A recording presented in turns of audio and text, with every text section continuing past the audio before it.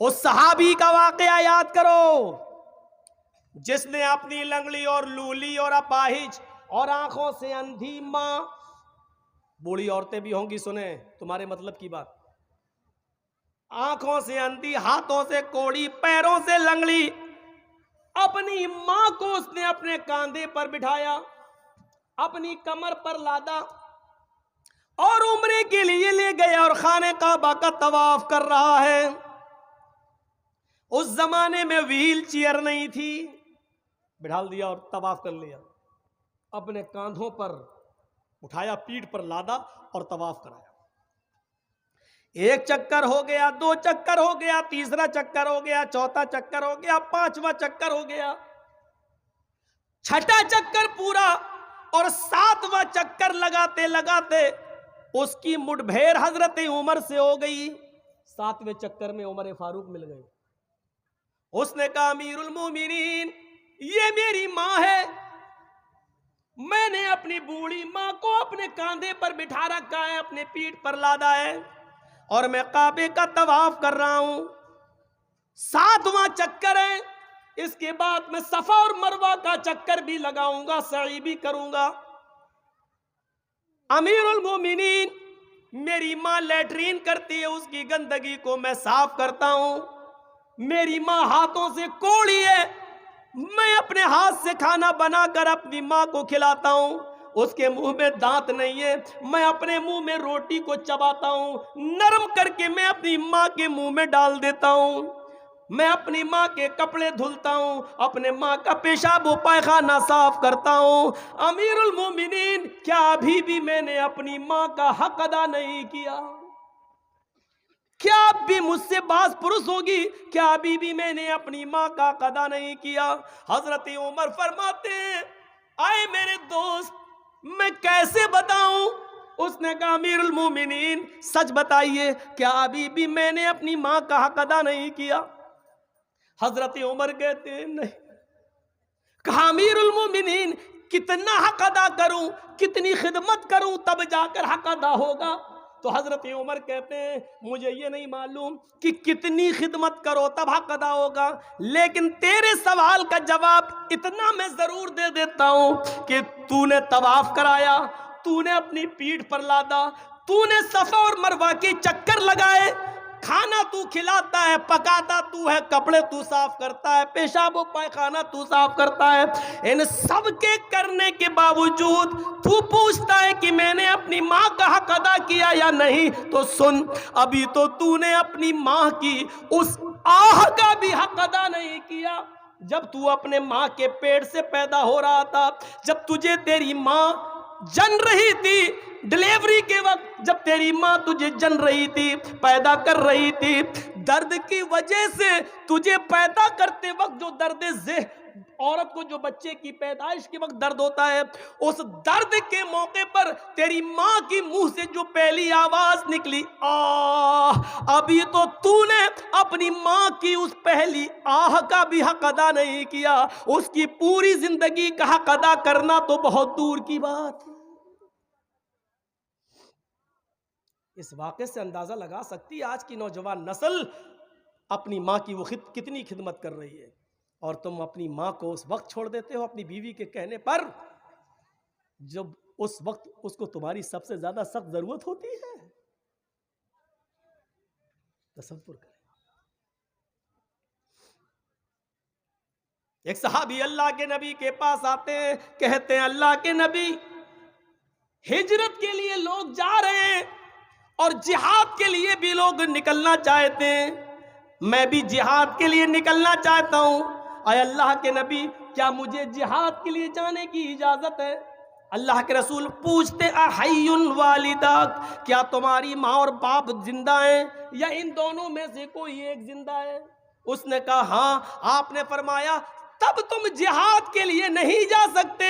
जिहाद सबसे बड़ा इस्लामी रुकन, जिहाद इस्लाम का एक शिआर, जिहाद इस्लाम का एक अहम फरीजा, जिहाद इस्लाम का एक बड़ा रुकन मेरे भाइयों। लेकिन इतना बड़ा रुकन कि अल्लाह के नबी ने फरमाया कि जो मैदान जंग में कत्ल कर दिया जाए, काफिर के हाथ मारा जाए, उसके खून का पहला कतरा गिरते ही अल्लाह उसके सारे गुनाह माफ कर देता है। और शहीद को जब कयामत के दिन मैदान महशर में उठाया जाएगा, उसके जिस्म से खून टपक रहा होगा, अल्लाह देख कर कहेगा, आए फरिश्तों, मैं अपने बंदे का क्या हिसाब व किताब लूं? ये तो मेरी राह में अपनी जिंदगी लुटा कर चला आया, जाओ मैंने इसको बगैर हिसाब व किताब के जन्नत में दाखिल कर दिया।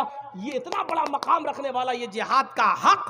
लेकिन अल्लाह के नबी पूछ रहे हैं कि तुम्हारे माँ बाप जिंदा हैं? उसने कहा हाँ। आपने फरमाया तब नहीं जा सकते, पहले अपने माँ और बाप की खिदमत करो या उनसे इजाजत लो, फिर तुम जा सकते हो। गौर करिए माँ बाप का मकाम और मर्तबा। एक दौर था बरामका के उलुल अज़्म नौजवान पूरे बगदाद पर छाए हुए थे। जरा इस वाक़े को सुनिए, आपके रोंगटे खड़े हो जाएंगे। बरामका के उलुल अज़्म पूरे बगदाद पर मुसल्लत थे। उनकी कुव्वत व ताकत ने लोहा मनवा लिया था। उनकी हुकूमत के चर्चे चार दांग आलम में फैले हुए थे। लोग उनकी ताकत के चर्चे करते थे। अचानक बरामका के इन उलुल अज़्म लोगों के ऊपर खलीफा हारून रशीद का इताब नाजिल होता है। खलीफा हारून रशीद का इताब नाजिल होता है और बरामका के ये नौजवान गिरफ्तार कर लिए जाते हैं और जेल के अंदर डाल दिए जाते हैं। बरामका के जिन नौजवानों को गिरफ्तार किया गया, उन नौजवानों में फजल इब्ने यहया और यहया बरमकी, फजल इब्ने यहया यानी फजल और उनके बाप यहया, ये दोनों भी गिरफ्तार कर लिए गए। फजल और उनके बाप यहया ये दोनों गिरफ्तार कर लिए गए और ये दोनों मेरे भाइयों जेल के अंदर डाल दिए गए। फजल को अपनी गिरफ्तारी का कोई वो नहीं था, मलाल में हो गया, लेकिन मेरे बूढ़े माँ बाप को भी डाल दिया गया जेल के अंदर। यहया बहुत पक्के नमाजी थे, तहज्जुद गुजार थे, नेक थे। फजल इब्ने यहया ने अपने बाप की हालत देखी, या अल्लाह, जेल के अंदर तो गर्म पानी का इंतजाम नहीं है और ठंड की इन रातों में सुबह मेरे बाप उठेंगे तो उनको ठंडे पानी से वजू बनाना पड़ेगा। तो जानते हो फजल इब्ने यहया ने क्या किया? रात में एक तांबे की लोटी के अंदर, उस जमाने में तांबे का लोटा दे दिया गया सबको, एक तांबे का लोटा लिया और तांबे के लोटे में अपने पीने के लिए पानी भर लेते थे कि जब पीऊं, प्यास लगेगी तो पीऊंगा। लेकिन फजल का हाल यह था कि वो रात में पानी पीते नहीं थे, बल्कि रात भर उस पानी को कंबल उठाकर, गरम चादर उठाकर उस तांबे के लोटे को अपने पेट से चिपका लेते थे कि मेरे पेट की गर्मी से सुबह फजर की नमाज के वक्त तक इस पानी में थोड़ी सी गर्मी आ जाएगी, कुछ तो गर्म हो जाएगा। और इस गर्म पानी को वो फजर की नमाज के वक्त अपने बाप को दे दिया करते थे, अय अब्बू जान इससे वजू बनाइए। मेरे प्यारे साथियों, गौर करो, अल्लामा याफ़ई ने इस वाक़े को अपनी किताब मिरातुल जिनान के अंदर नकल किया है। आप अंदाजा लगा सकते हैं, ऐसे ऐसे नौजवान गुजरे जो अपने बाप के ठंडे पानी से वजू करने को भी ये समझते थे कि मेरे बाप को बुखार ना आ जाए, बीमार ना हो जाए, जुकाम ना हो जाए, तो वो रात भर उस तांबे के लोटे को अपने पेट से चिपकाए रहते थे ताकि कुछ तो गर्मी आ जाएगी और मेरे बाप को कुछ तो गर्म पानी मिलेगा। मेरे भाइयों, ये थी माँ बाप की खिदमत करने का एक तरीका। आज हम जरा अंदाजा लगाएं और सोचें कि हम अपने वालिदैन के साथ ये सलूक करते हैं। कुरान ने माँ बाप के बारे में ये हुक्म नाफिज कर दिया, वक़दा रब्बुका अल्ला ताबुदू इल्ला इय्याह व बिल वालिदैनि इहसाना। तुम्हारे रब ने ये फैसला कर दिया है, ये हुक्म दे दिया है, इबादत तो अल्लाह के अलावा किसी की नहीं होगी। व बिल वालिदैनि इहसाना, और अपने माँ बाप के साथ एहसान करो, अपने माँ बाप के साथ अच्छा सुलूक करो। व बिल वालिदैनि इहसाना, एहसान के अंदर हर नेकी शामिल है। अपने माँ बाप के साथ एहसान करो। एहसान किसको कहते हैं? हर नेकी। बाप कमजोर हैं, कुर्सी पर बैठे रहते हैं, बेटा मुझे थोड़ा सा बाहर बिठा दे, मैं थोड़ा सा सड़क पर बैठना चाहता हूँ धूप में। एहसान में ये नेकी शामिल है कि बेटा आए अपने बाप को सहारा दे और बाहर कुर्सी लगा दे और अपने बाप को कुर्सी पर बिठाकर धूप में बिठा दे। बाप के हाथ पैर नहीं चल रहे तो बाप को नहला दे, उनके जिस्म पर साबुन लगा दे। बाप की तबीयत बहुत ज्यादा खराब है, उनके पास इतनी दौलत नहीं कि वो अपना इलाज करा सके, लेकिन बेटे के पास दौलत है। बेटे एहसान में ये नेकी भी शामिल है कि बेटा अपने पास से अपने बाप का मुकम्मल इलाज करा दे। एहसान में हर नेकी शामिल है। वबिल वालिदैन एहसाना, इबादत तो अल्लाह की होगी और अपने माँ बाप के साथ एहसान करो। इम्मा यबलुगन्ना इंदकल किबरा अहदुहुमा औ किलाहुमा, उन दोनों में से कोई एक या वो दोनों तुम्हारी जिंदगी में बुढ़ापे को पहुंच जाएं। माँ बाप में से कोई एक या दोनों तुम्हारी जिंदगी में बुढ़ापे को पहुंच जाएं, फला तकुल्लहुमा उफ, तो तुम उनसे उफ भी मत करना। उफ, उफ समझते हो? उफ का सही तर्जमा अगर किया जाए उर्दू में तो इसका सही होगा ये, उनसे उफ भी मत करना। उफ का मतलब, जर्जीस के बाप बिस्तर पर लेटे हैं, जर्जीस साहब ने दवा ववा खिला दी, उनको पिला दिया और अपने बाप ही के पास बैठे कंप्यूटर पर चला रहे हैं। इतने में आवाज दी, बेटे जर्जीस एक गिलास पानी ले आओ, और मैं बहुत ज़रूरी काम कर रहा हूँ अपने बिजनेस का। अब उनने कहा बेटा पानी चाहिए एक गिलास, और मेरी ज़बान से निकला उठे और पानी लाके दे दिया, पिला दिया। पानी तो पिला दिया, मना नहीं किया, दे दिया, पिला दिया, और आकर फिर अपने काम में लग गए। लेकिन उससे पहले जो तुम्हारे मुंह से निकला यानी मतलब ये था कि अभी पानी मांगना था इनको, कितना इमरजेंसी काम कर रहा था मैं, लाखों का हिसाब किताब, कहीं एक भी कलम इधर उधर हो गई, ऐसे कह दिया। ये भी हराम है। पानी आप पिला रहे हैं उनको, लेकिन आपके मुंह से जो निकल गया है, अल्लाह ताला ने इससे भी मना किया। फला तकुल्लहुमा उफ़्फ़िन वला तनहरहुमा, ये भी नहीं निकलना चाहिए तुम्हारे मुंह से। वला तनहरहुमा, और उनको कभी झड़कना नहीं, कभी झड़कना नहीं, डांटना नहीं, बल्कि जब भी उनके सामने बात करना तो अपने बाजू नीचे करके और सर झुका कर बात करना। वक़ुल लहुमा क़ौलन करीमा, अच्छी बात करना। ये है माँ बाप का। दो चीजें हो गई। एक एक चीज पर हम थोड़ा कम ही चल रहे हैं, बस इशारा कर रहे हैं। ला तुशरिक बिल्लाहि शैअन इन कुतिलता हुर्रिता वला तउक़न्न वालिदैक व इन अमराका अन तख़रुज मिन अहलिका व मालिक। तीसरी चीज पे आइए, और तीसरी चीज आप सबसे गुजारिश कर रहा हूं, तीसरी चीज के बाद चौथी चीज जरूर सुन लेना। उसके बाद आपको मेरी तरफ से कोई रुकावट नहीं होगी, आप बीच में भी जाना चाहें तो चले जाना, लेकिन ये दो चीजें और जो हैं वो जरूर सुन लेना। ला ततरुकन्न सलातन मक्तूबतन मुतअम्मिदन, कभी फर्ज नमाज कसदन और जानबूझकर मत छोड़ना। फ़इन्ना मन तरका सलातन मक्तूबतन मुतअम्मिदन फ़क़द बरियत मिन्हु ज़िम्मतुल्लाह, जो फर्ज नमाज जानबूझकर छोड़ देता है उसके ऊपर से अल्लाह की जिम्मेदारी खत्म हो जाती है। अल्लाह की कोई जिम्मेदारी नहीं रहती। फर्ज नमाज, इसका मतलब ये है कि सुन्नतें कभी कभी छूट जाएं तो कोई मुज़ायका नहीं, लेकिन फर्ज नमाज कभी नहीं छूटना चाहिए। मस्जिद में जमात बिल्कुल खड़ी हो रही है, आपको अपने बाप को दिखाने के लिए हॉस्पिटल ले जाना है, ड्राइवर आ चुका है और आपको मालूम है कि बहुत ज्यादा इमरजेंसी नहीं है, फौरन मस्जिद में जाइए, कम से कम इमाम के पीछे फर्ज पढ़ लीजिए, सुन्नतें मत पढ़िए, निकल जाइए और अपने बाप को हॉस्पिटल ले जाइए, लेकिन नमाज पढ़ना है। हाँ इमरजेंसी है, बहुत ज्यादा है तो पहले ले जाइए, हॉस्पिटल में एडमिट कर दीजिए, उसके बाद में पढ़ लीजिए। जरूरी नहीं है कि उस वक्त आप मस्जिद ही तलाश करते फिरें, जहां जगह मिल जाए वहां पढ़ लीजिए आप। लेकिन नमाज पढ़ना है।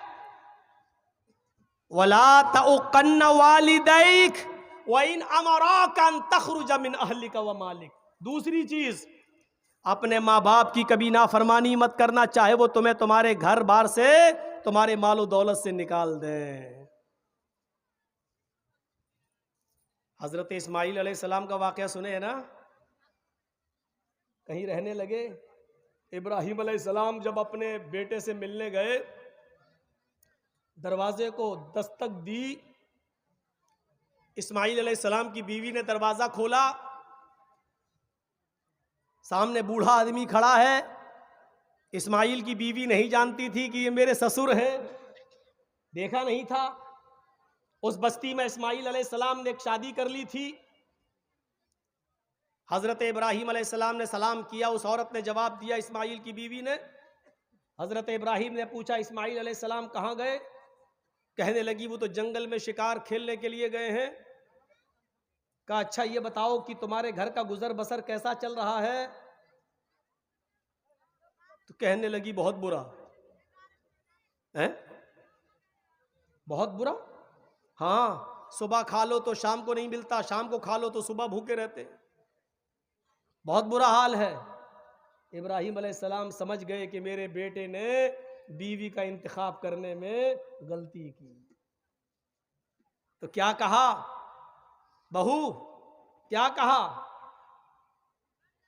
इस्माइल की बीवी का जी, जब इस्माइल अलैहिस्सलाम घर पे आ जाएं तो उनसे सिर्फ इतना कह देना, एक बूढ़ा आदमी आया था, उसने आपको सलाम कहा है और ये कहा है कि घर की चौखट बदल दो, चौखट ठीक नहीं है।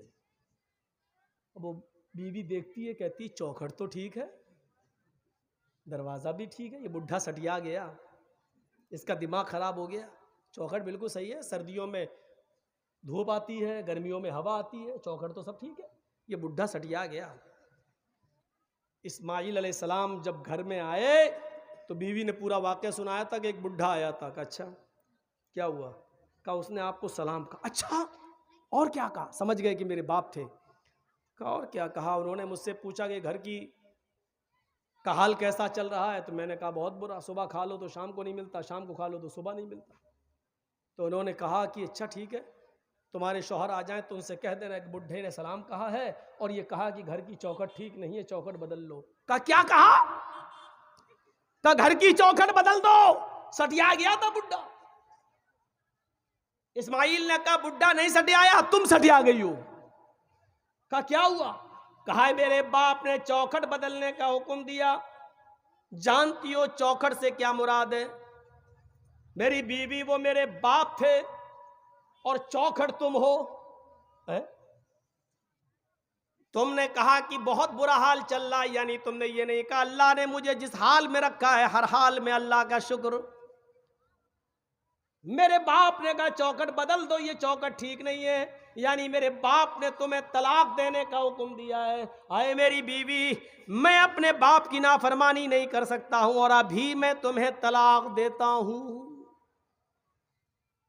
चौखट बदल दी। आजकल तुम लोग क्या चौखट बदलोगे? तुम्हारे घर में जो नई नवेली बीवी आती है वो खुद ही तुम्हारी चौखट खत्म करवा देती है। अम्मा को छोड़, बाप को छोड़, इधर रहे मेरे साथ। सास ससुर से एकदम बदला ले लेती है। मेरा बाप है, तेरा बाप मेरा बाप नहीं है। घर के हालात, चौखट बदलोगे? इतनी हिम्मत नहीं है हमारे अंदर। आज औरतें बेचारी थोड़े सा गुस्सा होगी, मैं थोड़ा नॉर्मल रख के चलूँगा ताकि ये बैलेंस बना के ना। तो एक बार बहुत गलत हो गया था हमारे साथ। 2 दिन का जलसा था, एक दिन मैंने मर्दों के हुकूक बता दिए, दूसरे दिन औरतों के। जिस दिन मर्दों के हुकूक बताया औरतों ने गाली दी, जिस दिन औरतों के हुकूक बताए मर्दों ने गाली दी। उस दिन से मैं दोनों के बराबर बराबर लेके चलने लगा।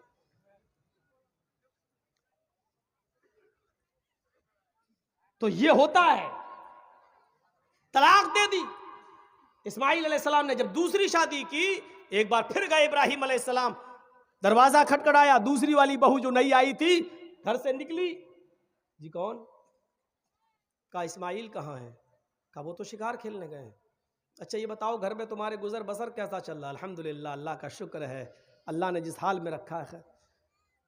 देखो इस्माइल घर पे आ जाए तो कह देना एक बूढ़ा आदमी आया था, उसने तुम्हें सलाम कहा है और कहा है कि तुम्हारी चौखट बिल्कुल ठीक है, इसको बरकरार रखना, इसको इस चौखट को मत बदलना।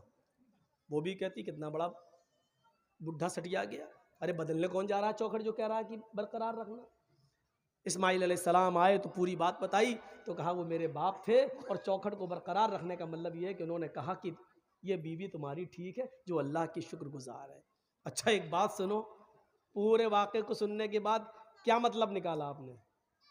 मैंने एक मतलब निकाला, मेरा एक मतलब ये निकाला है, इतनी सी बात पर बस घर का गुजर बसर कैसा चल रहा है? बहुत बुरा, सुबह खा लो तो शाम को नहीं मिलता, शाम को खा लो तो सुबह नहीं। इतनी सी बात पर इब्राहिम अलैहिस्सलाम ने कहा ये अल्लाह की नाफरमान और अल्लाह की नाशुक्रगुजार औरत है, चौखट बदल दो। आजकल की तरह हर बात में नाफरमानी करने वाली औरतें होती तो क्या हालत होती? चले आए सुबह से, पहले महीने की तनख्वाह लेके हाथ हिलाते हुए चले आए, फेयर एंड लवली नहीं लाई गई, पॉन्ड्स नहीं लाए, क्रीम नहीं लाए, अरे साड़ी लेके आना चाहिए थी। जब से आई हूं तुम्हारे घर में तब से परेशानी तो रहती हूं, क्या दिया तुमने? हर हर बात पर रोजाना 20 अगर गिनो तो गिन नहीं पाओगे कितनी नाफरमानी होती। अपने माँ बाप की नाफरमानी मत करना, चाहे वो तुम्हें तुम्हारे हेलो अयाल से और तुम्हारे मालो दौलत से तुम्हें बेदखल करना है, निकाल दे।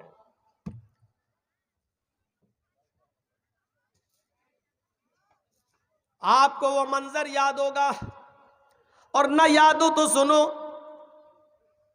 काजी शुरैह का बेटा एक मदरसे में पढ़ता था। नमाज की अहमियत बता रहा हूं मैं। काजी शुरैह, हजरत अली ने काजी बनाया था, जबरदस्त फैसल जज। काजी शुरैह का बेटा मदरसे में पढ़ता था। उस्ताजों ने कहा है तुम्हारे बाल बहुत बड़े हो गए हैं, आजकल तो पता नहीं कौन कौन से बाल चलने लगे हैं। अब वो एक और बाल चलने लगे हैं, सुअर कट। सुअर कट बाल जानते ना, इधर से कटे हैं, इधर से कटे हैं, इधर सब टकला है, चारों तरफ गोल, बीच में छत्ता मधुमक्खी का रखा हुआ है। इसको हमारे यहां कहा जाता सुअर कट बाल। कौन कौन से बाल चलने लगे, अल्लाह रहम करे। और जाने पता नहीं कौन से हिजड़े ने निकाला होगा ये बाल, उनके नक्शे कदम पे हम चल रहे हैं। कौन सी इधर बाल साफ, देख के कसम खुदा की घिन आती है, अल्लाह इसके पास हम बैठे कैसे हैं। इधर से टकला बना, इधर से टकला, चारों तरफ से गंजा दिख रहा, ऊपर छत्ता रखा हुआ है बहुत भारी, लगता है जैसे टुल्लू पंप चल रहा हो। अजीब हालत बना ली लोगों ने।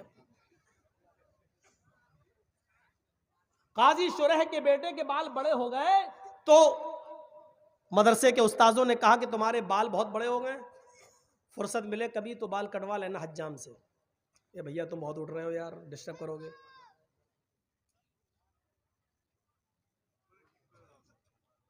तो बेटे ने कहा ठीक है, काजी शुरैह का बेटा कहा ठीक है करवा लो।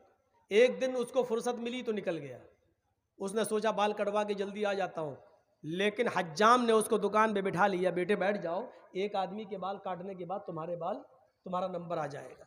इत्तेफाक देखिए, जैसे वो आदमी उठा इनका नंबर आया, काजी शुरैह के बेटे का नंबर आया, वैसी अजान होने लगी मस्जिद की। लेकिन उसने बाल काटना शुरू कर दिए थे। अच्छा उस जमाने में घड़ियां भी नहीं थी कि देख ले चाचा सर मैं नमाज के बाद आऊंगा, अंदाजा ही नहीं हो पाया।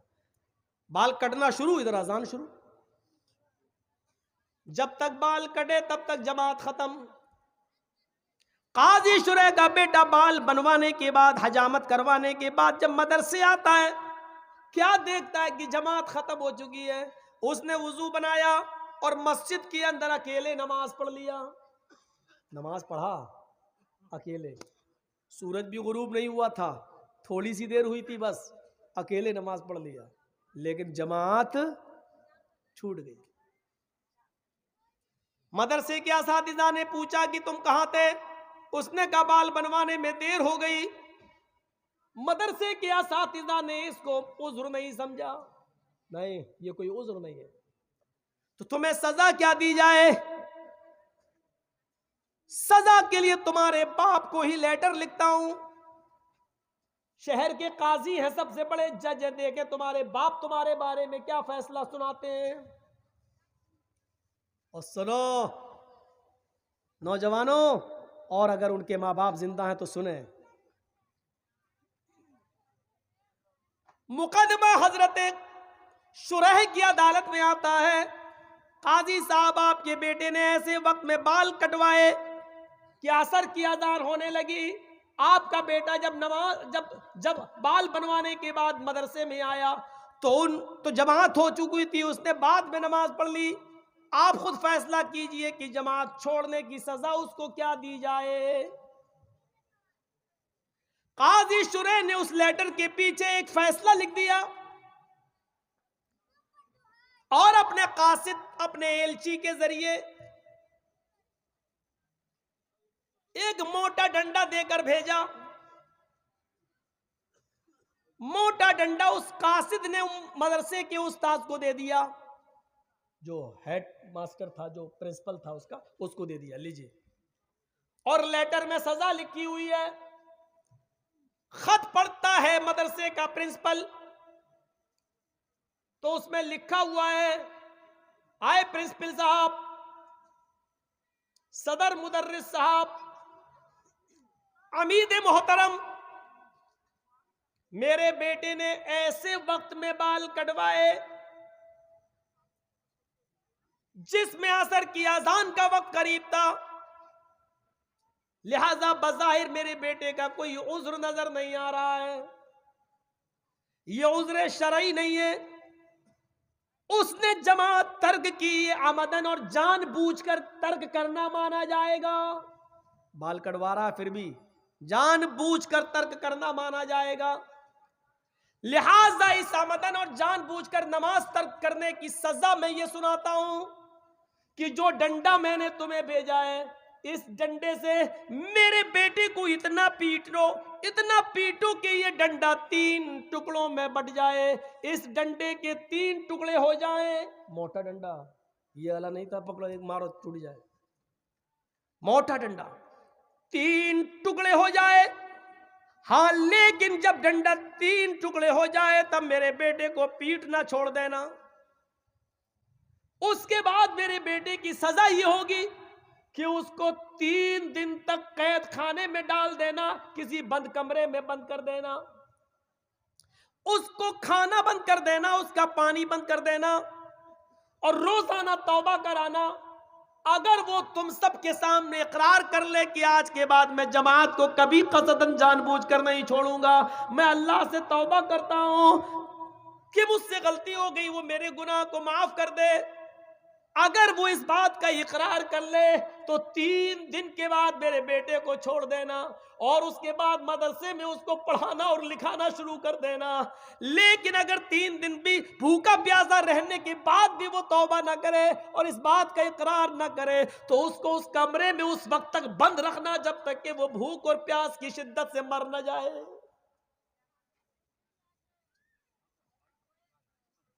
एक वक्त की नमाज, और नमाज नहीं छूटी थी, नमाज तो पढ़ लिया था, जमात छूटी थी एक वक्त की, वो भी बाल बनवाने में। हम अपने गरीबानों में झांक कर देखें कि हमारी औलाद, ये कौन सी नमाज है। हम जिस दुकान पर बैठे हुए हैं, अजान हो रही है, बाप हाजी है, हज करके आया, बेटे बैठो दुकान पे, हम नमाज पढ़ के आ रहे हैं, पहले हम पढ़ा, बाद में तुम चले आना। ये इस्लाम के हकाम किराना मर्चेंट की दुकान नहीं है, जो तुम्हें पसंद आए वो करोगे और जो नहीं पसंद आए वो नहीं करोगे। अब बस्टम नगर से कोई आदमी दिल्ली घूमने आया, और मैं 1 साल से 6 महीने से दिल्ली हूं। मेरी माँ बहनें जरा सुने इस बातें को। अब हमने देखा ये तो हमारे बस्टम नगर से आया हुआ एक आदमी है बेचारा, ये तो घूमने आया, दिल्ली की कुतुब मीनार फला फला चीजें घूमे, अब जा रहा है। तो मैंने कहा भाई तुम जा रहे हो घर, तो मेरे गांव में, मेरे इलाके में मेरी बीवी को हम एक साड़ी दे रहे हैं खरीद कर, तुम उसको दे दो। मैंने बेहतरीन 2000, 3000, 5000 की एक साड़ी खरीदी अपनी बीवी के लिए और उस आदमी को दे दी अष्टम नगर जा ही रहे हो, मेरी बीवी रहती है, तुम उसको दे देना। जब वो आदमी साड़ी देने के लिए उसके घर आया, बीवी ने दरवाज़ा खोला, लीजिए आपके हस्बैंड ने, आपके शौहर ने आपके लिए साड़ी भेजी है, ये लीजिए। तो साड़ी लेकर और देखकर बीवी को किसकी तारीफ करना चाहिए? ईमानदारी से बताइए, किसकी तारीफ करना चाहिए? शौहर की। माशाल्लाह कितने अच्छे हैं, देखिए उधर भी कमा रहे हैं लेकिन हमें नहीं भूल रहे हैं। लेकिन बीवी बजाय शौहर के साड़ी लाने वाले की ही तारीफ करने लगे, और घर के दरवाजों के साथ साथ दिल के दरवाजे भी खोल दे। कम इन सर, आइए, एक्सक्यूज मी, बैठिए, चाय लाए, पिलाना शुरू कर दे। आप बहुत अच्छे हैं, आप इतनी दूर से हमारे लिए साड़ी लेके आए। अरे आदमी ने दी, लेके तो आप ही आए हैं। और सारी तारीफ और सारा श्रेय अपने उस लाने वाले को देने लगे। ईमानदारी से बताइए, शौहर को जब ये बात का पता चलेगा तो वो बर्दाश्त करेगा? चुड़ैल, डाइन, मेहनत हम करें, मजदूरी हम करें, कमाए हम, और यहां से भी हम भेजे तुझे, और तारीफ कर रही है तू साड़ी देने वाले की। वहीं से बैठा बैठा कहेगा तलाक तलाक तलाक। और मोदी जी का बनाया हुआ नया कानून कहेगा 3 साल की सजा।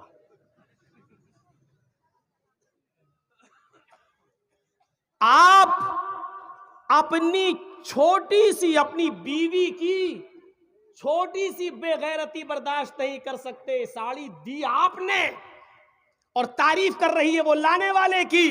आप इतनी सी बेगैरती बर्दाश्त नहीं कर सकते और दिल्ली बंबई बैठे हुए तलाक तलाक तलाक का फरमान जारी कर देते हैं।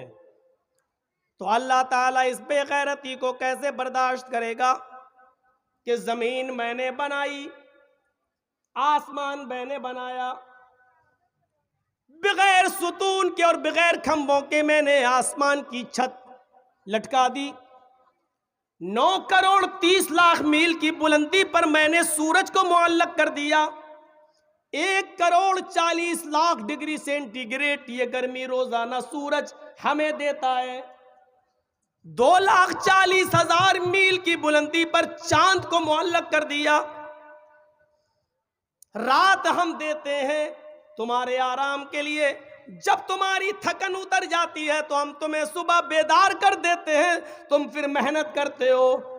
हम तुम्हारे अनाजों में, हम तुम्हारे खेतों में अनाज पैदा करते हैं, बारिश हम बरसाते हैं, अनाज का दाना हम बड़ा करते हैं। तुम गेहूं का 1 दाना जमीन में डालते हो, उसको 100 दाने हम बनाते हैं। तुम चावल का 1 दाना जमीन में डालते हो, उसके 100 दाने हम बना देते हैं। निकाह करके तुम बीवी को सिर्फ रुखसत करके अपने घर लाते हो। तुम रात में हल्की सी मेहनत करते हो, लेकिन तुम्हारी शर्मगाह से निकलने वाले पानी के हकीर कतरे को तुम्हारी आंखों का तारा हम बनाते हैं, हड्डियां हम बनाते हैं, उसकी पिसलियां हम बनाते हैं, उसका घुटना हम बनाते हैं, उसका अंगूठा हम बनाते हैं, उसका फिंगर हम बनाते हैं, उसकी आंखें हम बनाते हैं। सोचने और समझने के लिए उसमें दिमाग हम देते हैं, हम देते हैं। अयहसबुल इंसानु अन युतरका सुदा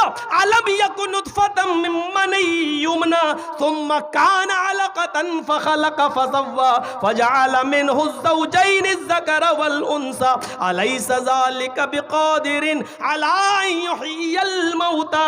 हड्डियां हम बनाएं, बना सवा कर दुरुस्त हम करें, खून हम दौड़ाएं, हजारों तारों का दिमाग में कनेक्शन डालकर चमकते हुए ट्यूबलाइट आंखों की शक्ल में हम दें, ये सारे काम हम करें। और जब ये 9 महीने के बाद बच्चा जब तुम्हारी बीवी के पेट से बाहर आए तो कह दो किसको बरेली वाले ने दिया, इसको अजमेर वाले ने दिया, इसको बदायूं वाले ने दिया, इसको कछौछा वाले ने दिया, इसको फुलवारी वाले ने दिया। मेरे भाइयों, अल्लाह रब्बुल आलमीन इस बेगैरती को कैसे बर्दाश्त कर सकता है? सारे काम हम करें और जब जीता जागता बेटा पैदा हो तो कह दो कि ये फला ने दिया, फला ने दिया, फला ने दिया। इन्नल्लज़ीना तदऊन मिन दूनिल्लाहि लन यखलुकू ज़ुबाबन। अल्लाह को छोड़कर तुम जिनको पुकारते हो, जिनसे दुआएं करते हो, जिनसे मिन्नतें और समानतें मांगते हो, ये सारे के सारे मिल जाएं, लन यखलुकू ज़ुबाबन, ये सब के सब मिलकर एक मक्खी भी पैदा करने की ताकत नहीं रखते। कि बच्चा पैदा करना तो बहुत दूर की बात।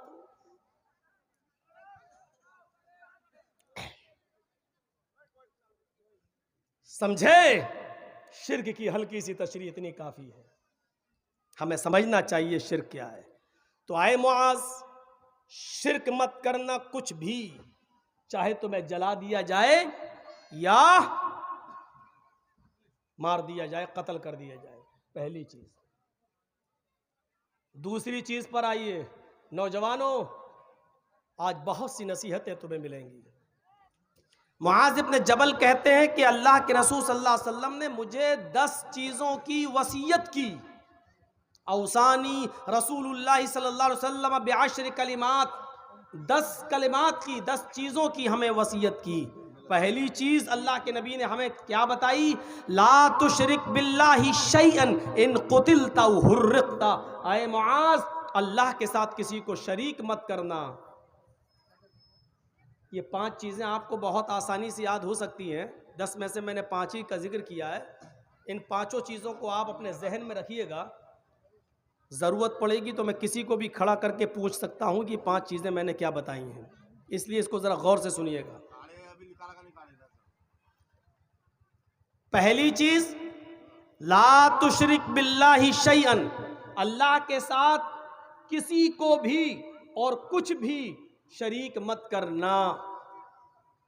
इन कुतिलता व हुर्रिक़ता, चाहे तुम्हें कत्ल कर दिया जाए या तुम्हें जला कर राख कर दिया जाए, आग में जला दिया जाए, अपने आप को कत्ल करवा लेना,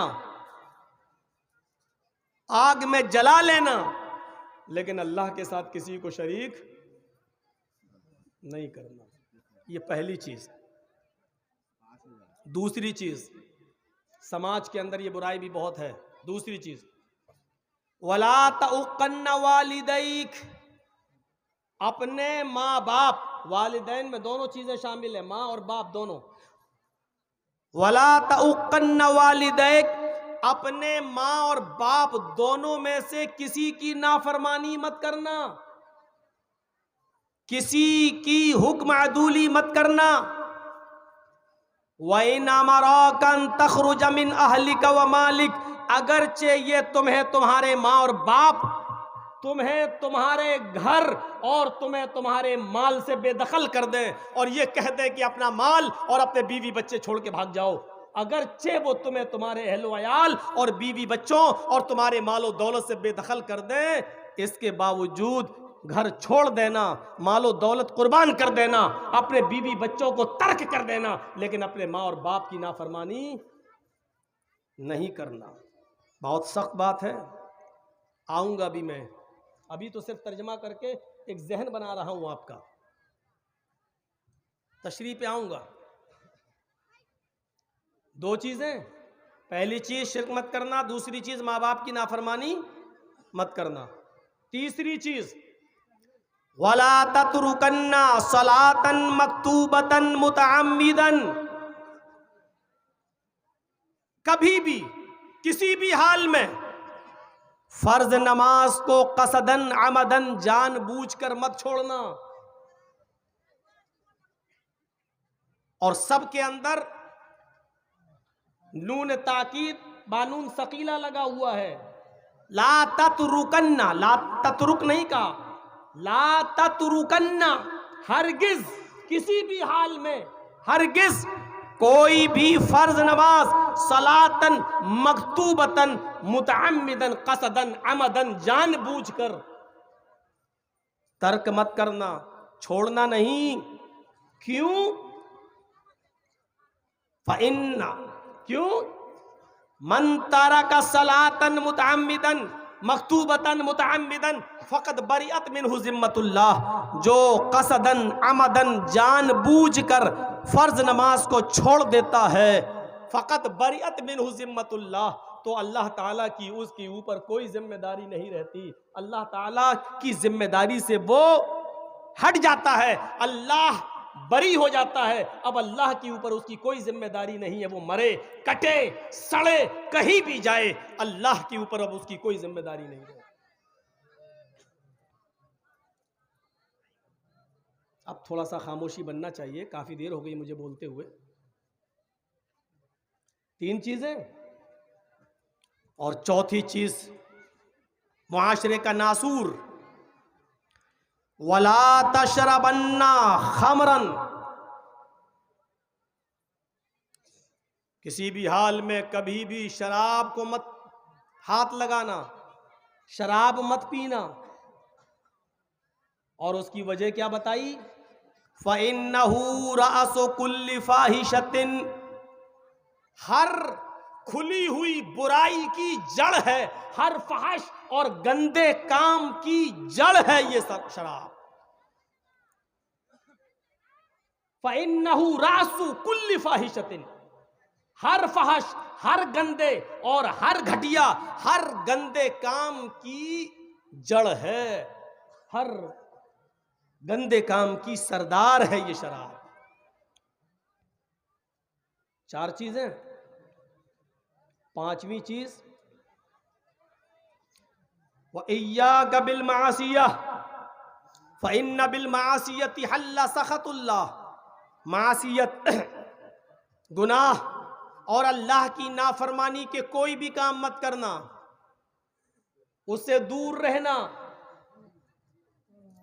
फ़इन्न बिल मासियति हल्ला सखतुल्लाह, जिस सोसाइटी में, जिस मुआशरे में, जिस समाज में अल्लाह की नाफरमानी के काम ज्यादा होने लगते हैं, हल्ला सखतुल्लाहि अज़्ज़ा व जल्ला, उस इलाके और उस बस्ती पर अल्लाह का अजाब हलाल हो जाता है, अल्लाह का गुस्सा हलाल हो जाता है, अल्लाह रब्बुल आलमीन का अजाब उस बस्ती पर फर्ज हो जाता है। अल्लाह रब्बुल आलमीन उस बस्ती पर कभी भी अपना अजाब नाजिल कर सकता है, उस बस्ती को कभी भी अपने अजाब से हलाक व बर्बाद कर सकता है। हलाल हो जाता है अल्लाह पर उस जगह पर, उस बस्ती पर अपने अजाब को नाजिल करना। 5 चीजें। पता नहीं आगे चल पाएंगे या नहीं चल पाएंगे, थोड़ा सा और जिक्र कर देता हूं इसके बाद भी। व इय्याका वल फरार व इन हलकन नास, अगर कोई जंग लड़ रहे हो और दुश्मन तुम्हारे सामने बहुत ज्यादा तादाद में हो और वो लड़ाई एलाए कलिमतिल्लाह के लिए हो, इस्लामी जंग हो, अल्लाह के कलमे को बुलंद करने के लिए लड़ रहे हो, तो दुश्मनों की तादाद देखकर भागना नहीं, पीठ फेर कर मत जाना, लड़ते रहना। व इन हलकन नास, अगरचे लोग हलाक हो जाएं, अगरचे लोग बर्बाद हो जाएं, लेकिन मुंह फेर के मत जाना, पीठ घुमा के मत जाना। 6 चीजें। 7वीं चीज एक और बताई, व इज़ा असाबन नासा मौतुन व अंता फीहिम फस्बुत, अगर तुम किसी गांव में, किसी शहर में, किसी बस्ती में, किसी मोहल्ले में रह रहे हो और वहां मौतें होने लगे, कोई बीमारी फैल जाए, कोई बीमारी फैल जाए और तुम उस बस्ती में मौजूद हो, फस्बुत, तो उस बस्ती को छोड़ के मत भागना, उसी बस्ती में रहना। व इज़ा असाबन नास मौतुन, लोगों को मौतें आने लगे, कोई बीमारी फैल जाए और तुम उस बस्ती में मौजूद हो, फस्बुत, तो उसी बस्ती में रहना, उस बस्ती को छोड़ के मत जाना, क्योंकि इस बस्ती में तुम जो बीमारी लेकर, बीमारी फैली है, अब इस बस्ती से तुम दूसरी बस्ती में जाओगे तो ये बीमारी दूसरी बस्ती के अंदर भी फैल जाएगी। शायद हमारे देश के प्रधानमंत्री ने इसी हदीस के टुकड़े पर अमल किया था, इसीलिए कहा था कि जो जहां है वहीं रुक जाए, इधर उधर ना भागे। ट्रेनें बंद कर दी, फ्लाइट बंद कर दिए, जहाज बंद कर दिए। वो अलग बात है, बेचारे मजदूर बर्दाश्त नहीं कर पाए तो आए और निकले, सोच रहे थे ट्रेनें बंद हैं, कहां से आएंगी, पटरियों पे सो रहे थे और उसी वक्त ट्रेनें भी गुजरने को थी। लेकिन हदीस यही है, अगर किसी बस्ती में कोई खतरनाक बीमारी फैली और उस बीमारी से अगर मौतें हो रही हैं और आप उस बस्ती में मौजूद हैं तो वहीं रहो, उस बस्ती को छोड़कर मत भागो, फसबुत, उसी के अंदर रहो। 7 चीजें हो गई और 8वीं चीज बताई, वह अनफिक अला अयालिका मिन तौलिक। ए भैया, अरे यार ये लोग, ये तो मुझे भी भुलवा देंगे, कितनी चीजें हुई मैं भी भूल जाऊंगा।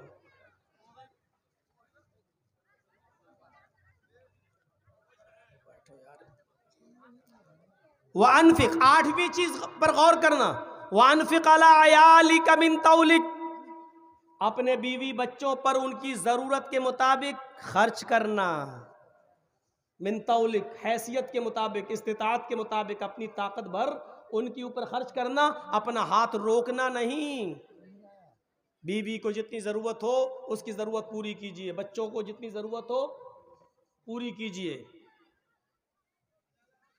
खुश हो रही होंगी हमारी माँ बहनें, मौलाना साहब ने बहुत अच्छी बात बताई, जाके कहेंगी आज अपने घर से, देखा नहीं मौलाना साहब ने कितनी अच्छी बात बताई, खर्च करो, कंजूसी करते हो। 8 चीज, लेकिन शायद आगे वाली चीज पर वो नाराज हो जाएं।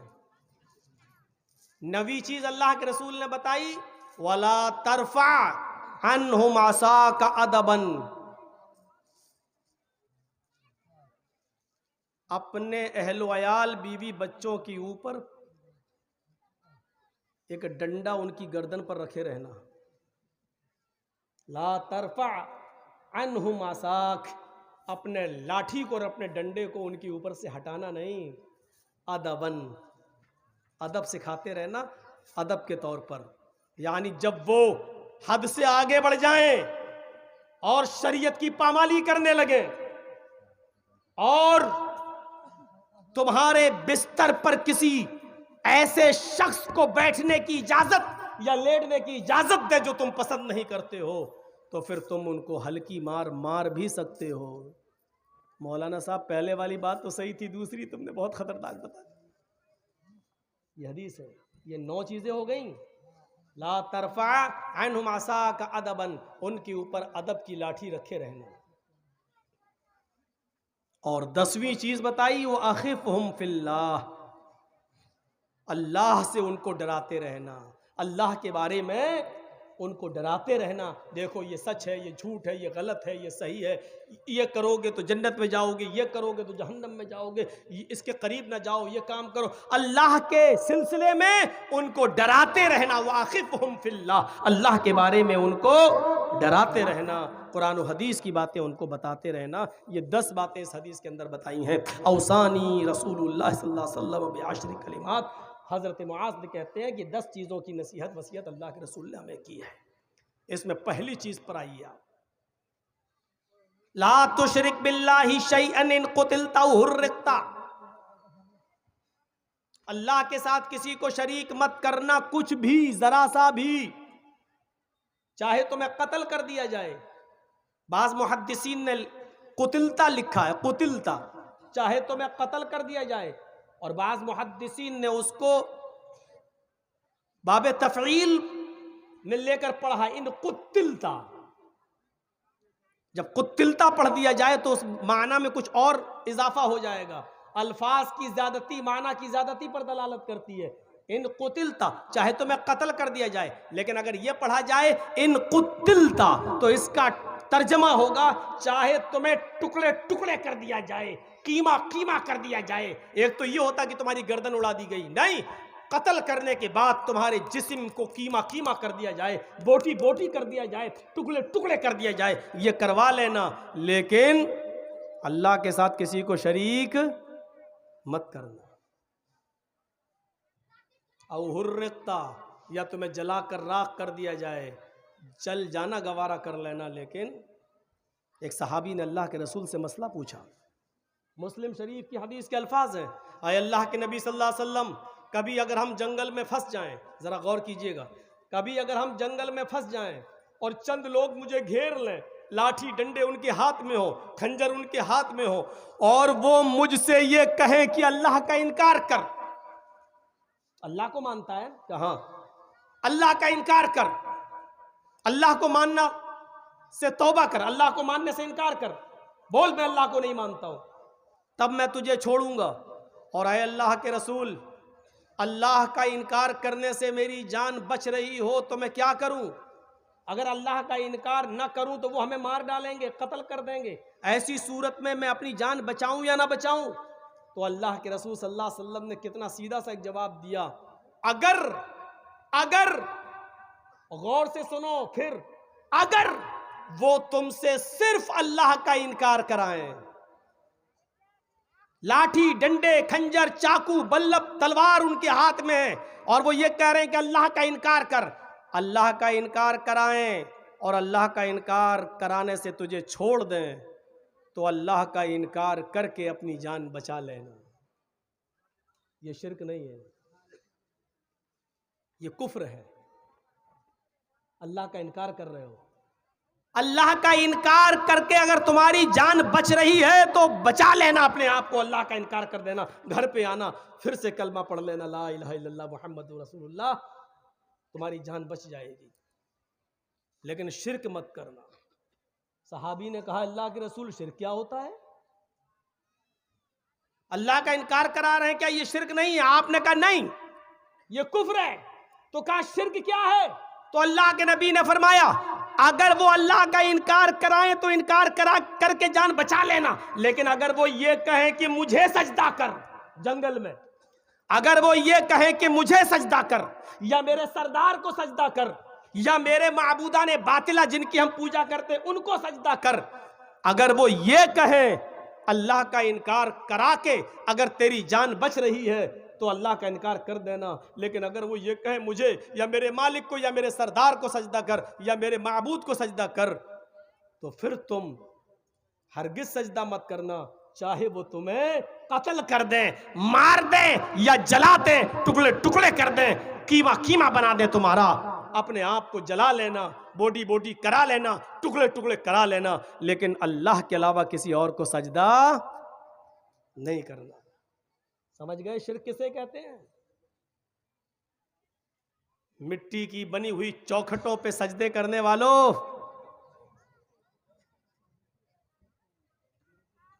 और हम ही जैसे मिट्टी में दफन रहने वाले किसी इंसान के सामने अपनी इज्जत व आबरू का जनाजा निकालने वालों, तुम्हारे लिए मुस्लिम शरीफ की हदीस काफी है।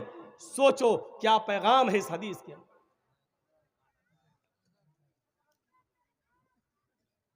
हजरत लुकमान अपने बेटे से कह रहे हैं, या बुनैया ला तुशरिक बिल्लाह इन्ना शिर्क लजुल्मुन अज़ीम। आए मेरे लगते जिगर, आए मेरे बेटे, कभी अल्लाह के साथ किसी और को शरीक मत करना। इन्ना शिर्क लजुल्मुन अज़ीम, शिर्क सबसे बड़ा गुनाह है, शिर्क सबसे बड़ा जुल्म है। जुल्म, मेरा हक मार कर आप किसी और को दे दें तो ये मुझ पर जुल्म है। इबादत करना अल्लाह का हक है, सजदा अल्लाह के सामने किया जाए ये उसका हक है, दुआ उससे मांगी जाए ये उसका हक है, लेकिन ये हक मार कर आप किसी और को दे दें तो ये अल्लाह पर सबसे बड़ा जुल्म है, और इसी को शिर्क कहा गया, और शिर्क को सबसे बड़ा जुल्म कहा गया। बीच में डिस्टर्ब करेंगे तो कैसे काम चलेगा? आप लोग खामोशी से डालते जाइए भाई, जो को झोली में डालना, जिस मकसद से जलसा हो रहा है, अल्लाह ताला आपको भी अजर अजीम से नवाजे। डाले, असल में हम लोगों ने जलसों को या तकरीरों को, खिताब को इबादत नहीं समझा। अल्लाह के रसूल जब कोई वाज़ो नसीहत करते थे तो सहाबा किराम अपने सरों पर बैठी हुई मक्खी भी नहीं उड़ाया करते थे, क्योंकि वो समझते थे कि इबादत है, जब तक हम सुन रहे हैं ये इबादत है, और इबादत में बोला नहीं जाता, इबादत में हाथ पैर नहीं चलाए जाते। वो अपने सरों की मक्खियां भी नहीं उड़ाया करते थे। हमने इसको दूसरा रंग दे दिया है, मिजाज हम समझ नहीं रहे हैं। बहरहाल आपके यहाँ का चलन ही यही है तो करिए, हम रोकेंगे भी नहीं, क्योंकि जिस मकसद से जलसा हो रहा है वो मकसद भी पूरा होना चाहिए। डालते जाइए चुपके से, जो भी आप दे सकें। तो पहली चीज शिर्क, जो अल्लाह ताला को बर्दाश्त नहीं। आप ही एक फैसला करें, उसके बाद हम आगे चल रहे हैं। आप ही एक फैसला करें, आप दिल्ली रहते हैं और आपका ये इलाका क्या है? बस्टम नगर डिस्ट्रिक्ट मालदा। बस्टम नगर से कोई आदमी, आपका यहाँ का कोई आदमी दिल्ली रहता है, मैं दिल्ली रहता हूँ, मैं बस्टम नगर का हूँ। सच्चे और मोमिन बंदों के जो औसाफ अल्लाह तबारक व तआला ने बताए हैं, इबादुर्रहमानिल्लज़ीना यमशूना अलल अर्ज़ि हौना व इज़ा ख़ातबहुमुल जाहिलूना क़ालू सलामा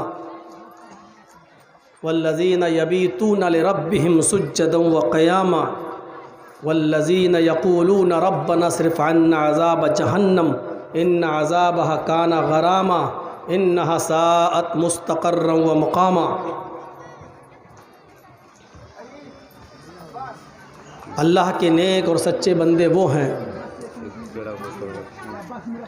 जो ज़मीन पर जब चलते हैं तो आजिज़ी के साथ और सुकून के साथ चलते हैं, मतानत के साथ चलते हैं। उनकी चाल में, उनकी रफ्तार में तकब्बुर नहीं होता, गुरूर नहीं होता, घमंड नहीं होता।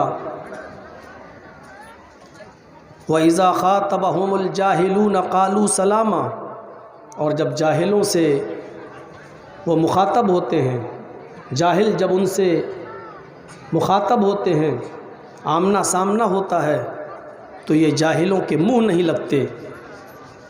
क़ालू सलामा, अस्सलामु अलैकुम कहकर गुज़र जाते हैं। वल्लज़ीना यबीतूना लिरब्बिहिम सुज्जदन व क़ियामा, इनकी रातें अपने नरम गरम बिस्तरों से अलग होती हैं और ये रातों में सजदे और क़याम की हालत में गुजारते हैं, अल्लाह को रात के वक्त में याद करते हैं। वल्लज़ीना यक़ूलूना रब्बना अस्रिफ़ अन्ना अज़ाब जहन्नम, और जहन्नम से पनाह मांगते रहते हैं, कहते रहते हैं अपनी ज़बान से कि अल्लाह जहन्नम के अज़ाब से हमको छुटकारा अता फ़रमा, हमें नजात अता फ़रमा। इन्नहा काना गरामा, तेरा अज़ाब बहुत ही ज़्यादा सख्त है और चिमटने वाला है। वल्लज़ीना इज़ा अनफ़क़ू लम युसरिफ़ू व लम यक़्तुरू व काना बैन ज़ालिका क़वामा, और अल्लाह के नेक और सच्चे बंदे वो हैं जब खर्च करते हैं तो हद से ज़्यादा नहीं, फजूल खर्ची नहीं करते। वलम यक़्तुरू, और कंजूसी भी नहीं करते, बखीली भी नहीं करते।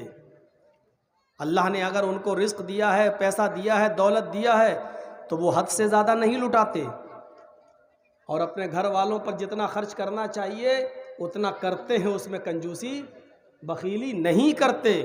वकान बैन ज़ालिका क़वामा, दोनों के बीच में, दरमियान में रहते हैं, न ज़्यादा खर्च न ज़्यादा बखीली, दोनों के बीच बीच में रहते हैं।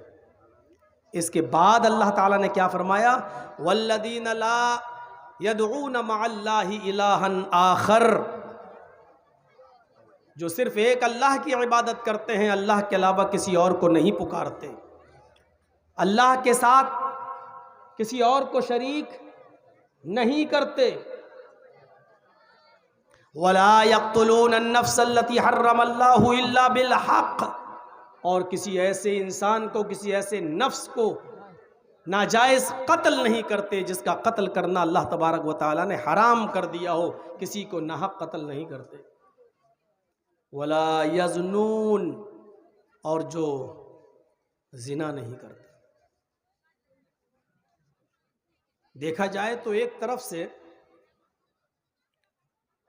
अल्लाह ताला ने अपने मोमिन बंदों की सिफत, उनके औसाफ, उनके गुण ये बताए हैं। एक हदीस मैं आपके सामने पढ़ रहा हूँ, उस हदीस को इमाम अहमद ने अपनी मुस्नद के अंदर नकल किया है। उस हदीस के रावी हज़रत मुआज़ इब्न जबल रज़ी अल्लाह ताला अन्हु हैं। उस हदीस को भी ज़रा सुन लीजिए। ताकि दोनों कुरान की ये आयतें और उस हदीस को सुनने के बाद बात को आप अच्छी तरीके से समझ सकें और मुझे अपनी बात को आगे बढ़ाने में आसानी हो सके। वअन मुआज़ इब्न जबल रज़ियल्लाहु तआला अन्हु क़ाल औसानी रसूलुल्लाहि सल्लल्लाहु अलैहि वसल्लम बिअश्रि कलिमात ला तुशरिक बिल्लाहि शैअन व इन क़ुतिलता हुर्रिक़ता वला तउक़्क़न्न वालिदैक व इन अमराका अन तख़रुज मिन मालिका व अहलिक वला ततरुकन्न सलातन मक्तूबतन मुतअम्मिदन फ़इन्न मन तरक सलातन मक्तूबतन मुतअम्मिदन फ़क़द बरिअत मिन्हु ज़िम्मतुल्लाहि वला तशरबन्ना ख़म्रन फ़इन्नहु रअसु कुल्लि फ़ाहिशतिन व इय्याका बिल मासियह फ़इन्न बिल मासियति हल्ला सख़तुल्लाहि अज़्ज़ व जल्ला। हदीस लंबी है, ज़रूरत पड़ेगी तो आगे के अल्फाज भी पढ़ दिए जाएंगे। अभी मैं सिर्फ इसी पर इत्तिफ़ा कर रहा हूँ। इस हदीस के अंदर 10 चीज़ें बताई गई हैं, मैंने 5 का जिक्र किया है अभी आपके सामने।